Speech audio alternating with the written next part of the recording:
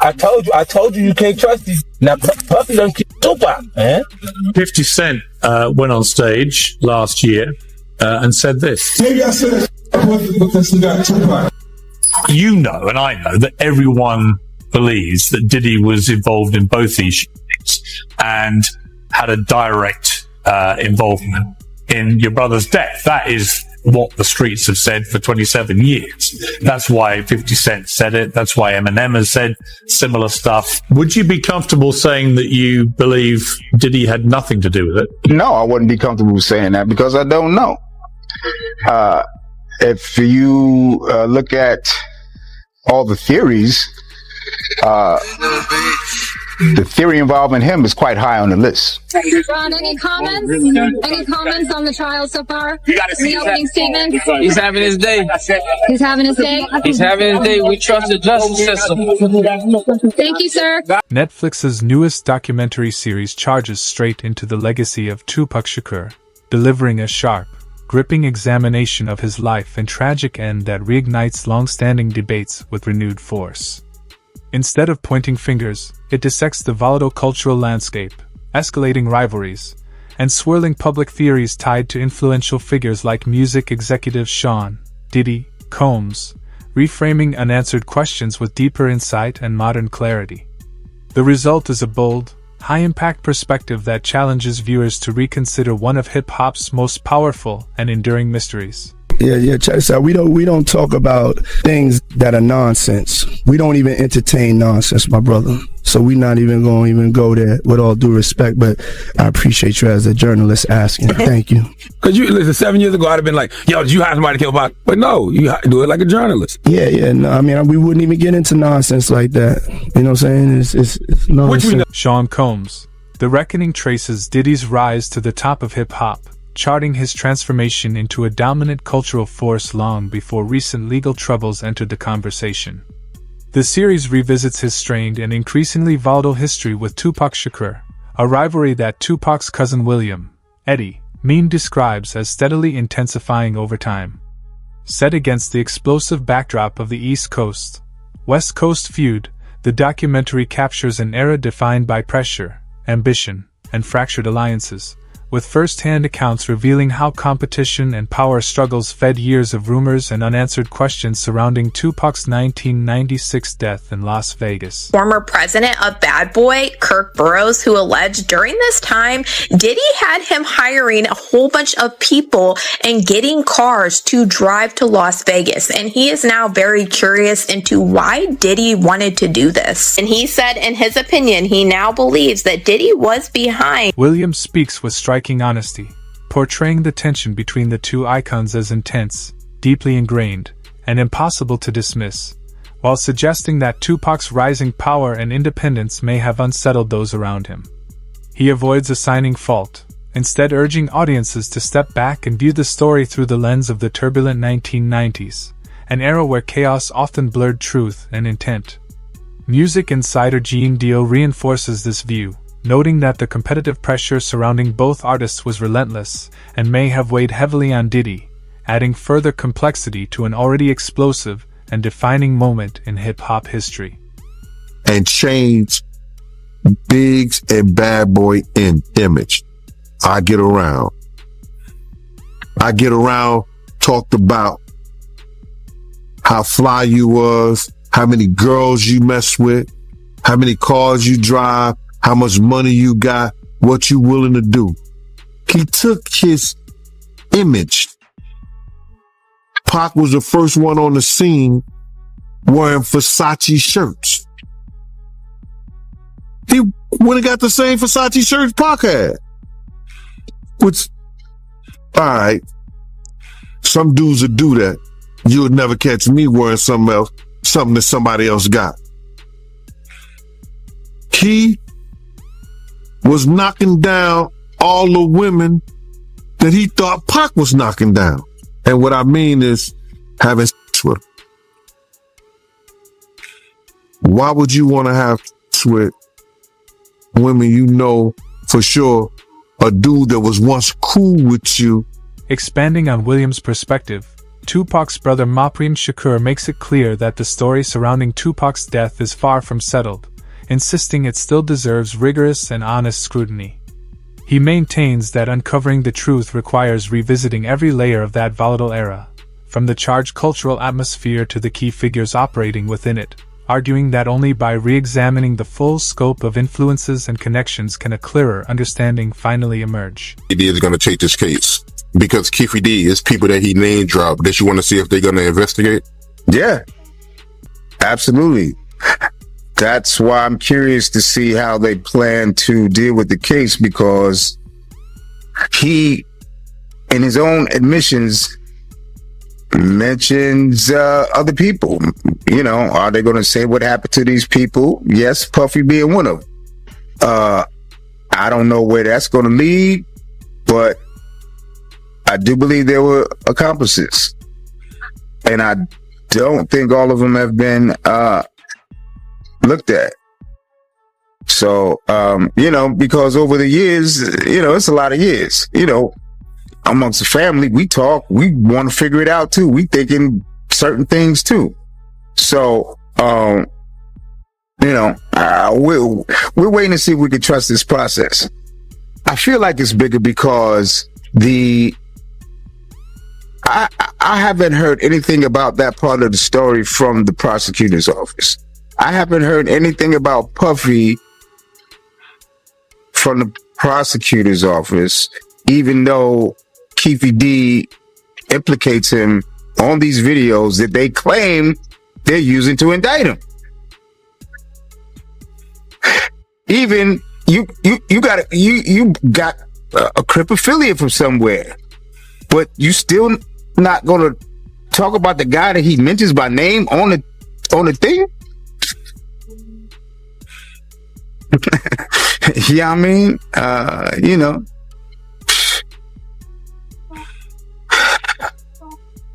it's exhausting. You know, or you know, I'm waiting to see how far they go, because that's what everybody's talking about. That's what everybody's talking about. What about Puffy? You know, so it would be weird that the prosecutor's office wouldn't know and address it. That's why I don't know whether to trust this. Maprem later shared a haunting memory from Tupac's final moments, recalling how it seemed his brother was struggling to convey something important, a detail that has lingered with him ever since. He explains that this fleeting, unresolved moment continues to drive his relentless pursuit of the truth, fueling his determination to uncover what really happened in those fateful hours. Because you got so many conflicting stories, right? You got some people that say that, you know, Tupac was moving in the hospital, he was, you know, talking in the hospital, but you being there, from your point of view, how was Tupac condition? By the time I got there, remember I was coming from LA, so by the time I got there, he had tubes in his throat, in his nose, in his mouth, so he ain't talk to me, not verbally. He was conscious. He was trying to talk. He did want to talk, but he didn't actually verbalize any words. I always, you know, that's one of my, going to be one of the biggest mysteries in my life, because he was trying to tell me something. He was trying so hard. He was shaking the bed. He was looking at me, you know, with his big old eyes, you know, and I know he was trying to tell me something, but I don't know. Something else I want to ask you, because I think it would be appropriate before we get off the Vegas thing, last thing, because I know I did an interview with Napoleon, and they all gave me their reasons why Afeni pulled the plug because of his condition, but I mean, it would be more appropriate since you was his brother. Afeni, her decision to pull the plug on him, from your point of view, what made her pull the plug, respectfully? Because he had already flatlined a couple of times. And she didn't want him to keep going through that. So I think it was like twice before she, you know, let him go.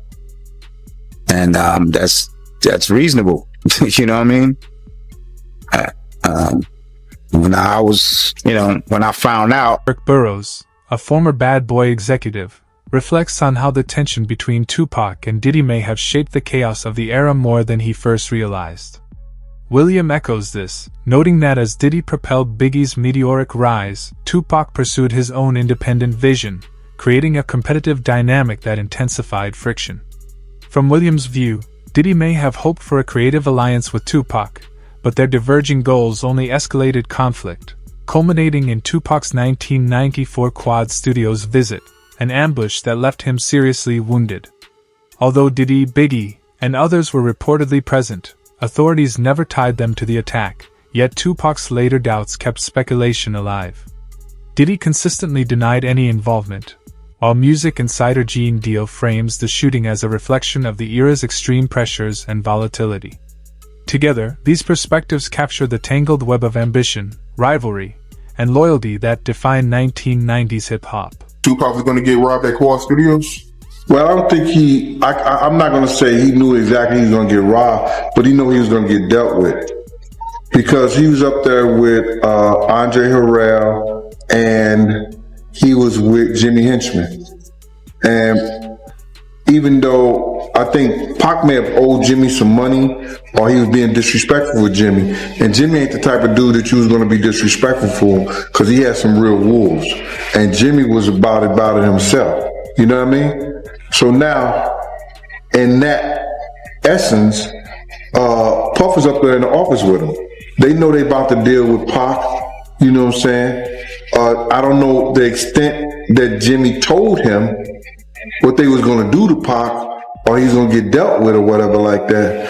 But I know Pac. In 2011, Dexter Isaac came forward claiming involvement in the 1994 Quad Studios shooting, asserting he acted on instructions from a music industry figure who was present that night.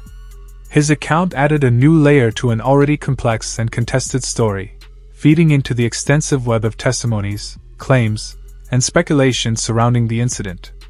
Isaac's statements underscore just how disputed and heavily debated this chapter of hip-hop history remains, highlighting the enduring mystery that continues to captivate fans and historians alike. You know that he had another bracelet that was like a bicycle chain with charms on it, right? Just gonna say that, all right? He had the diamond chain on with the chain with diamonds at each link going through it, right? He had a big stone on the diamond ring and the smaller stone, one for $35,000 and the one for $20,000, all right? So even Stretch that did this shit, I took his bracelet too, and changed it and put his name, my man's name on it, and took off the name on it. So motherfuckers claiming that this even so hold on, homie. Claimed that he was Tupac's stepdaddy, wrote me and wanted me to have my people meet him and give him back the chain and shit, talking about some redemption shit. You know, them niggas ain't so hold on, hey Dex. So that day that happened, November 30th, 1994, it wasn't just Tupac and Freddie Nichols. Stretch was with them too?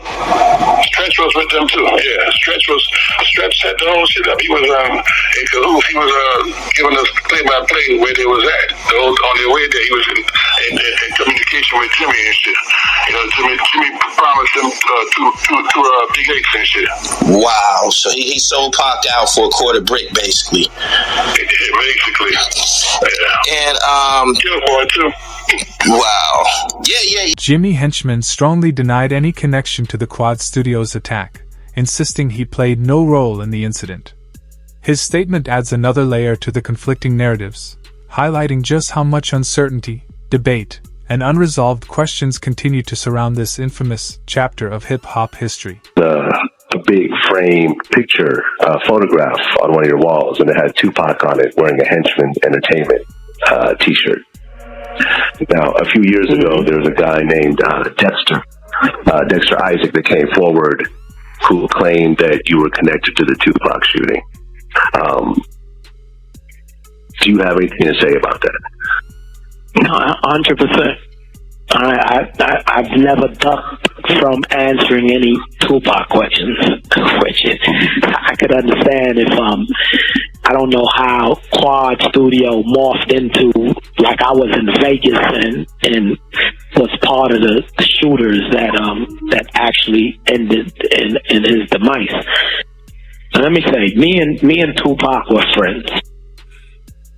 And me and him were friends. I had nothing against Tupac. I liked him. He was younger than me. I'm sure that he looked up to me. There's many moments that me and Pac had that were very intimate, where he talked to me about things that he was afraid of or things that he loved to do, and all of those kind of things. Here it is, you have a prosecutor and you have a guy who's in jail for life.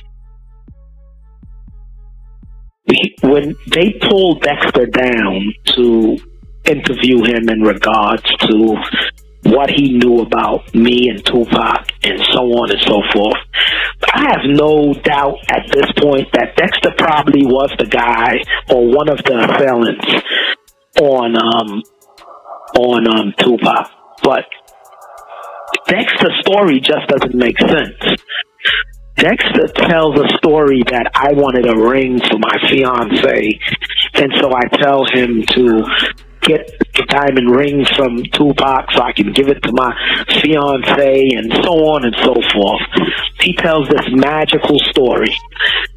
The only person that can believe such a story is Todd Kaminsky, who was the prosecutor who was trying to make something. Jimmy Henchman has consistently and emphatically denied any involvement in the Quad Studios shooting, insisting he had no connection to the incident. His repeated denials add another layer to the tangled web of conflicting accounts, underscoring how uncertainty, speculation, and unresolved questions continue to surround this infamous moment in hip-hop history even decades later. Clear, man, when Puffy came to LA, you used to give him protection, right, from the Southside Crips because he was scared of Suge Knight? It speaks for itself, my brother. He was playing chess, and I guess we was playing checkers, cuz. So he was really scared of Suge Knight like that, yo? That's what it looked. That's what it sounded like, yeah.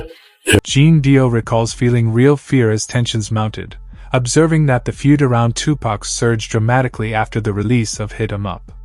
He describes an atmosphere fraught with pressure and unpredictability, where every conversation reflected the high stakes and intensity of the era. The documentary leverages these insights to capture just how volatile, fiercely competitive, and charged the hip-hop landscape had become. Can you talk about that?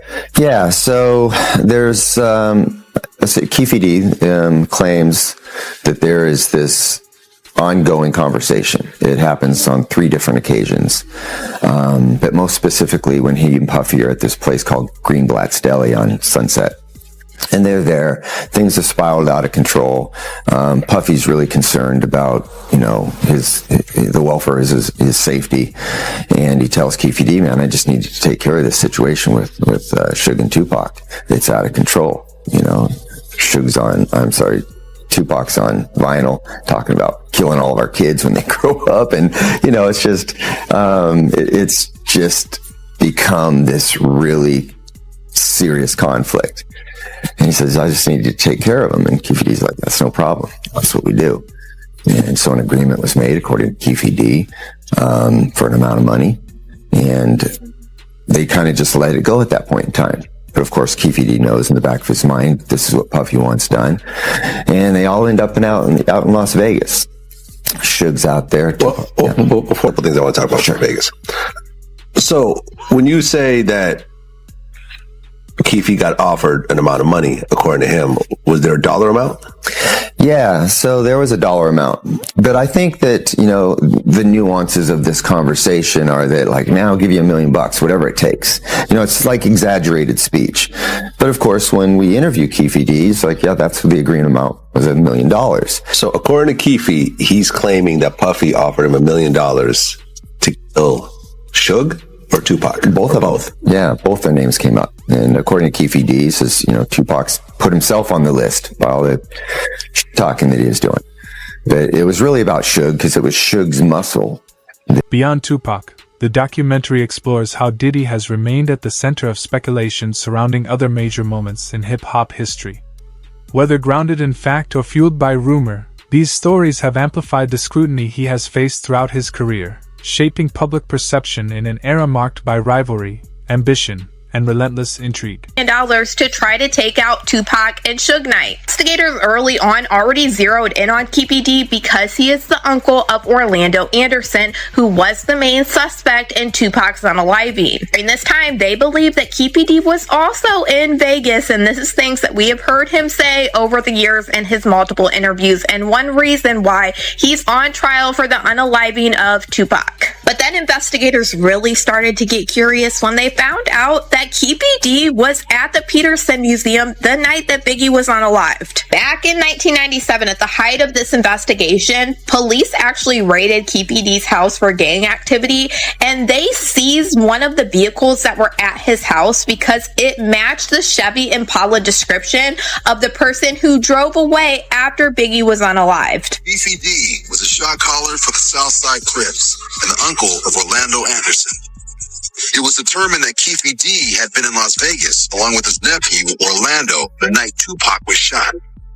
Additionally, Keefe D's name had come up in the original Biggie investigation when it was discovered that he was at the party at the Peterson and he had access to a Chevy Impala. After Tupac was shot, there was rumors on the street that Bad Boy Records owed the Southside Crips $1 million. After seizing Keefe D's vehicle and raiding his house for gang activity, this is when investigators would first try to question Keefe D if he had any involvement in Biggie's unaliving. And at this point in time, he really didn't talk, and he told them that they were barking. Kirk Burroughs recalls the unusual circumstances of the night Tupac was shot, including the group's separate travel plans to the Mike Tyson fight, which layered complexity onto an already chaotic evening. The series revisits the events that followed while noting that Diddy has consistently denied involvement and was never considered a suspect by Las Vegas authorities. Overall, the documentary highlights how rivalry, ambition, and tension shaped the fraught and defining relationship between Tupac and Diddy. What I heard from somebody that I know is not, I know she's not lying because she had no reason to lie. First, she told me she saw somebody doing something to him, and she walked in and she thought, he didn't, he never said nothing. He didn't even acknowledge her. So she's thinking she's under the radar. Next thing, she's hanging out in Miami, and, she comes back and says she don't know what happened, and she woke up, and so, What did she say she saw? Someone giving him head. That's as far as I'll go, and then you could do the math. Were they famous? Did she say they were famous? Oh no, they wasn't famous. They was an assistant working with her. Yeah. So an assistant. I want to guess, but I'm not. She didn't tell me who no, it's not somebody that you would know. It was somebody that she came there. She worked doing photography and some type of media work where they shot ads and things like that. They were there to work, and she walked in the wrong bathroom and caught the wrong thing. Oh, wow. So, she got drugged. It probably was some videotapes made to tell her to shut the hell up. The documentary makes it clear that Tupac's death is only part of the story, also delving into Diddy's relationship with Biggie and questioning just how simple their bond really was. Those close to the artists reveal a far more intricate dynamic than what played out publicly, a mix of loyalty, ambition, and underlying tension that shaped one of hip-hop's most legendary partnerships and continues to spark debate decades later.